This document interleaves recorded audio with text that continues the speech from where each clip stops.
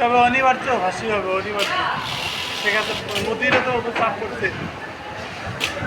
পাইলেই না ফাঁসি হবে। হ্যাঁ, আর ধরতে পারলে না ফাঁসি হবে। মোদির উপরে চাপ পড়বে বেশি এখন। মোদি কেমনে আটকাইব? কোনো দেশ ওরে কোনো দেশ জায়গা দেয় নাই, শুধু ইন্ডিয়া ছাড়া। জিতো না। ওই একবার জোয়ারে কোন দিন লাফি দিয়ে বাইর করে দেয় দেশ থেকে।